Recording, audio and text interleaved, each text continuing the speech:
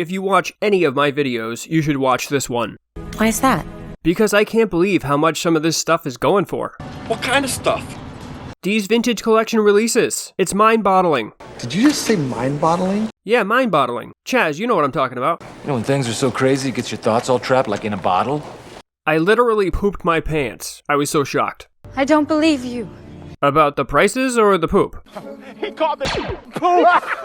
For Christ's sake, just watch the video. Welcome to CKC, I'm Matt, and if you like Star Wars and Star Wars collecting, you're in the right place. Hit subscribe, like this video, and Hold on to your butts.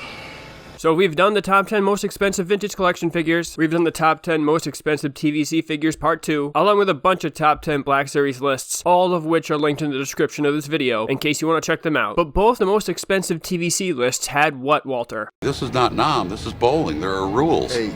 Rules. Rules that eliminated the exclusives and the mail-aways and other special figures, leaving only really the basic figures from VC01 to VC170-ish to be on the list. But not this list. This list is not so much a Walter Sobchak list, but more of a Craig Hoffman kind of list. And why is that, Craig? I play by my own rules.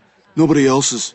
Not even my own. That's right, no rules. Well, except one. No vehicles. We're gonna do a vehicle list later, so this one is just figure-related releases. And Jeepers Crow are some of these expensive. Like, way more expensive than the Black Series lists. And the most expensive TVC lists. Like, shockingly high. But before we get to the list, I wanted to remind you one more time that I'm taking votes for the best TVC figure. You can vote for the best vintage collection figure in the comments, up to 5 figures. If you want to vote for 1, then only vote for 1. If you want to vote for 2, vote for 2, all the way up to 5. And if you voted already, please don't vote again, but if you haven't, you can vote in the comments of this video. So be on the lookout for the top 10 best vintage collection figures voted by you coming soon. Alright, thanks guys. But before we start, I'd like to point out that most of these awesome pictures in this video come from the good people over at bantaskull.com. It's a great place to get your Star Wars and Star Wars collecting news, not to mention they have an enormous picture database of Star Wars figures, both new and old, all with figure reviews. It's really awesome. It's basically an encyclopedia of modern Star Wars collecting, so you should go check it out. There's a link in the description of this video to take you straight there. And when I asked them to use some of their pictures, they actually knew of my channel, and having people who pull so much weight in the community actually knowing who I was pretty cool. So let's get this bad boy underway. But first, honorable mentions. Honorable. The Vintage Collection Rocket Firing Boba Fett, $115. Dubbed the Holy Grail of Star Wars collecting, the Kenner Rocket Firing Boba Fett was revealed during the 1979 New York Toy Fair and would have been available as a mail-away figure, but was scratched by Kenner due to safety and cost concerns before it was released. Less than 30 prototypes survived, with 2 variants, one with a J slot and the other with an L slot, most of which were unpainted. The Holy Grail of Holy Grails, a painted J slot rocket firing Boba Fett, sold for a record high $185,850 in November of 2019. But in 2010, Hasbro made good on Kenner's promise 30 years earlier and made the excellent decision to release the legendary figure by resurrecting the mail-away and inserting a pamphlet with the first 27 figures in the vintage collection, which revealed that collectors could buy this figure with 5 qualifying UPCs and $6.99. Wow, what a steal. They probably should have just made it an exclusive or something instead of the mail-away garbage, but it is Hasbro, so we'll take what we can get. Now, don't get me wrong, I love everything about this. The packaging, the paint job, the fact that it looks almost exactly like the one I had when I was a kid, that I played with so much that its head fell off. But Hasbro decided on using a new mold, which is fine. But if you're gonna use a spanking new mold, a mold that you could do anything with because it's new, couldn't you make it so the figure would properly hold the gun? And how about stand up? Generally, he'll drop his gun and topple over after a few minutes. A couple of improvements you could have obviously fixed. But other than that, this is one of my favorite figures, and its price is probably going to keep going up. Number 10, the Vintage Collection Target exclusive Android 3-pack, $125. Hasbro released 9 Target exclusive 3-packs like this one in the Vintage Collection. 9. And then 5 more similar ones that are Kmart exclusives, most of which were actually sets released by Kenner. And most of the TVC ones will run you about $50 to $60 today, and were about $20 at retail. But not this one. For some reason, this one will run you over $100. Not to mention, it was the only way you're going to get yourself a Chewie in the Vintage Collection until his release in 2019. They did the same thing to Bosk. No TVC box release unless you want to buy him in a 3-pack. Why is it so hard to get a Bosk on a card? Why, God?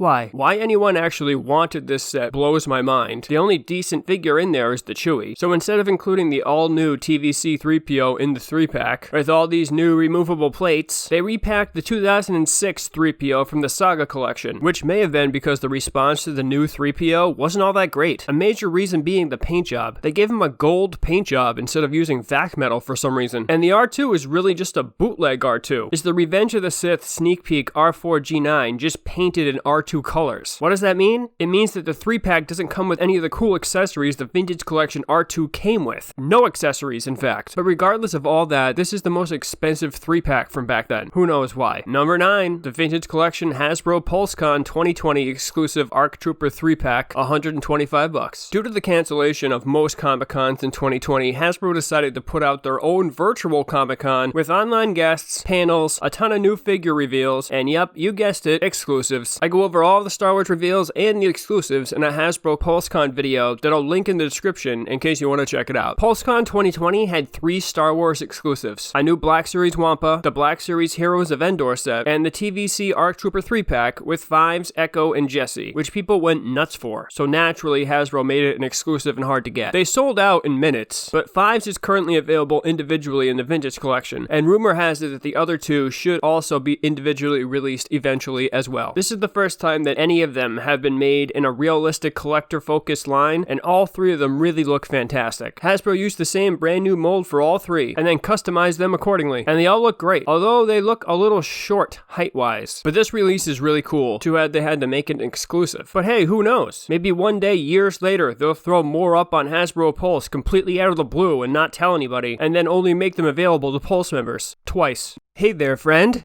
Do you like this video? Are you not entertained?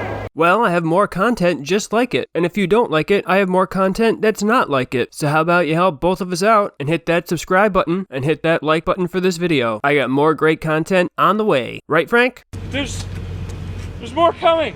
Number 8, the Vintage Collection Brian Toys exclusive, Jocasta Nu, $125. Jocasta Nu would probably seem like the last character anyone would demand to be made into a figure, as a busy-bodied old lady librarian is really not the epitome of cool, but apparently there was enough of an outcry for Hasbro and Brian's Toys to team up and put out the Dooku-loving archivist. But it was available at a premium, $25, which was significantly more than the $8 or $9 that a TVC figure really cost at the time. And unfortunately, it seems like they used that extra dough just on the packaging instead of the figure. As you can see, she comes with a lot of unnecessary extra packaging and an extra card for some reason, along with some great accessories like the bust of Dooku's head from Attack of the Clones and a Jedi holocron, which was hidden inside his head. But they would have been better off concentrating on the figure, despite it looking great on the card. First off, no ankle joints. At all. None. And this was at the end of the line in 2013. Everyone should have had ankle joints at that point in the TVC. Certainly by now, 2020. 7 years later, Hasbro would make all TVC figures have at least some type of ankle joints, especially the main important characters, right? The head and the waist are both swivel joints, so forget about those great Jedi poses. And both the outside longer part of her lower tunic and the inside shorter part are plastic instead of soft goods, helping to limit her range of motion even more than the joint problems. I can't believe this thing's $125. Number 7, the Vintage Collection HasLab Jabba's Sail Barge Yak Face, $240. Before the Razor Crest broke all kinds of sales records for HasLab, Hasbro tried their hand at another bigger project, which ended up being by far the best Star Wars anything Hasbro has ever produced in the 30 years they've had the license. But backers for this 2018 project accumulated slowly, partially because it was mostly sprung on collectors suddenly instead of hyping it up for a year. It had a higher price point, and because collectors weren't entirely sure what they'd be getting, since this was the first Star Wars HasLab project. So to sweeten the deal for collectors midway through the backing process, Hasbro decided to throw in a special Yak Face TVC figure with retro Power of the Force packaging almost exactly like the Yak Face from 1985 that in really good condition could run you as high as $20,000. And this was well before the regular TVC Yak Face was released, so it was a pretty big deal at the time. The two are slightly different, as the one that came with the sail barge has a stamp on the bottom of his foot, but it's the packaging that really makes this figure, and it even comes with the commemorative coin. I remember finding those coins everywhere in my house when I was a kid. Too bad I can't find a single one now. But this was an awesome addition to the sail barge, a home run by Hasbro, and they should consider releasing more TVC figures like this in the future. Tell me you wouldn't buy more OT figures in the Power of the Force packaging.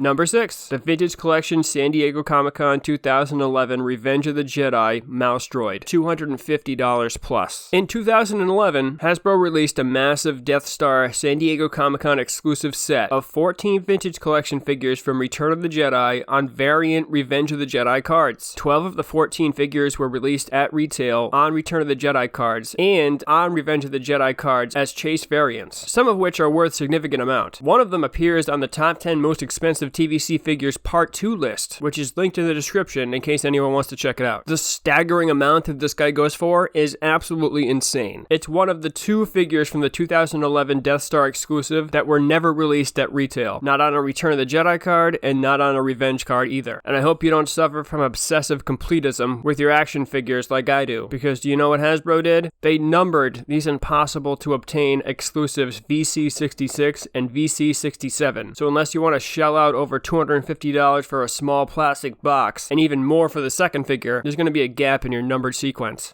The agony, I know. The struggle is real, but the mouse droid itself is really nothing to write home about. It's just a repack of the Power of the Force Death Star droid 2-pack. And then on top of that, they released a better mouse droid that's actually to scale and with working wheels with the Tarkin TVC figure, just as a final FU to everybody. And if you think that's bad, wait till you see what the other figure's going for. Number 5, the Vintage Collection San Diego Comic-Con 2012 Carbon Freezing Chamber Set, $425. Hasbro followed up the Revenge of the Jedi exclusive with something similar, the Carbon Freezing Chamber Set. It was really just a bunch of cardboard, but it displayed really well and came with 7 figures, 6 of them in the Lost Line packaging, one from each Star Wars movie at the time. The Lost Line packaging was a replica of the packaging Kenner planned on using before scrapping it to go with the iconic vintage Kenner packaging we all love today. Thank God they made that switch. We got Jar Jar, the Clone Trooper Lieutenant, the Shock Trooper, the Better Sand Trooper, Bespin Dress Leia, and the Emperor's Wrath Vader to represent each movie. Yeah, mind-blowing choices, I know. Although 4 of those figures in their regular TVC packaging are on either part 1 or part 2 of the most expensive TVC lists. Both videos are linked in the description in case you want to check them out. The Lost Line was also available at retail, and I think in every case the Lost Line packaging figure is much cheaper than the regular TVC packaging figure. So if you're an opener, take note. But the set itself was a pretty good deal for $80. But today, it'll run you $425. And that's mainly because of the 7th figure included, which is number 4. Number 4, the Vintage Collection San Diego Comic-Con 2012 Jar Jar Binks in Carbonite, $450. So let me get this straight. I can buy the entire Carbon Freezing set, the whole thing, all 7 figures for $425. Or I can buy just one of the figures that's included in the set for more money. You see? This is why I've lost faith in humanity. It's not COVID, it's not cancel culture, it's not who won the election, it's the Jar Jar Binks Carbonite figure being more expensive than the set it's included in. That just really salts my apples. And really, you could have chose anyone, almost anyone without limitation to include as a Carbonite figure in this set. And a group of people not only decided on Jar Jar, they kicked it up to those in charge who then also thought that that was a good idea. But I guess I'm in the minority because this thing's going for $450 right now, so what the hell do I know? And there's a Jar Jar figure inside the Carbonite block. So this set comes with 2 Jar Jar Binks figures, one inside the Carbonite block and one on the Lost Line packaging. And don't forget there's a TVC regular Jar Jar, VC 108. That many Jar Jars we need. But at least Hasbro didn't number this Carbonite block Jar Jar like they did the mouse droid. Whatever, what's next? Number 3, the Vintage Collection San Diego Comic-Con 2011 Revenge of the Jedi Salacious Crumb, $485. $485. If you thought $250 was bad for the mouse droid, the other figure in the 2011 San Diego Comic-Con exclusive Death Star was Salacious Crumb, who goes for basically double what the mouse droid goes for. First of all, the Salacious Crumb figure looks excellent on the card. I love it. I want it. It's super cool to me. But once you get past the packaging, there's nothing special about the figure. It's the same B Crumb that's included with C-3PO in the 30th anniversary line, and in the Shadows of the Dark Side Jabba's Throne set. And that's because, and I hate to say this because I would love to get a re-release of Salacious Crumb on this card, instead of literally every other figure that Hasbro has repacked in the Vintage Collection line so far. He's really just an accessory. But they need to figure out something, Bid Fortuna, to get Salacious Crumb released in the Vintage Collection again, Bid Fortuna. And in the Black Series again, now that I think about it, Bid Fortuna. But like I said, if you put this out as a re-release, or even as a new figure on a card, I'm buying it for sure. Number 2, the Vintage Collection Return of the Jedi Yoda Canadian variant, VC20, $500. bucks. It was difficult to price this since it's pretty rare, but there's one available right now on eBay for 979 bucks if you're interested. So anyway, the Wave 5 Revenge of the Sith VC-20 Yoda that we all know was actually originally advertised to be a Return of the Jedi VC-20 Yoda and was going to be released in Wave 3. For whatever reason, it was pushed back to Wave 5 and switched to the Revenge of the Sith, which is more figure specific as the figure resembled the younger Yoda. But apparently Canada was like, screw that noise. We're making some Return of the Jedi Yodas, and we're going to use the classic picture from the Kenner vintage Yoda figure. So it was probably an error, but I don't know if that's ever been officially recognized. And I'm sure someone watching this probably knows more than me, but I've actually seen a variant of this variant, as there's a multi-language one, and then just an English version. I don't know if one's more valuable than the other, but I'm sure someone in the comments will know, and will tell me in a passive-aggressive, condescending way. So the price on this is absurd, but I think the carded figure itself is pretty cool. I don't know about you, but I'd much rather have a Return of the Jedi Yoda with the classic Yoda picture from the Kenner line than a Revenge of the Sith Yoda. But that's the OT purist talking in me, and I'm not like that anymore. Number 1. The Vintage Collection San Diego Comic-Con 2011 Revenge of the Jedi Death Star Multipack exclusive. $1,650. That's right, $1,650 for the whole thing. As I mentioned before, in 2011, Hasbro released the Vintage Collection 14-figure set of Return of the Jedi figures, all with Revenge of the Jedi cards. 12 of the 14 were released at retail with both Return and Revenge of the Jedi cards. 2 of the figures were only available in this set, and that's the Mouse Droid and Salacious Crumb, both of which were on this list individually and will run you big bucks. It was $130 and collectors were souped. It immediately sold out. And there were some great figures included, including a couple that have been on the Most Expensive TVC lists. The Revenge of the Jedi Slave Leia and Boba Fett go for some pretty good money, along with the Rebel Commando variant. Not $1,650 worth of stuff, but some good figures to have nonetheless. But it's a pretty good set, and if you have it, good work out there. Way to get after it, dude. So what do you think of the list? Did I miss anything? Which is entirely possible. Do you have any of these super expensive ones? How did you get it? Did you buy the San Diego Comic-Con exclusives in 2011 or 2012? Has anyone paid secondary price for any of the expensive ones? What's your opinion of the list? Let me know your thoughts in the comments. What other videos would you guys like to see? I'm always taking suggestions. And don't forget to vote for the best TVC figure in the comments. Be on the lookout for that list and potentially the top 10 most expensive TVC vehicles coming soon. And thank you so much for watching. Please don't forget to like and subscribe, and happy hunting out there.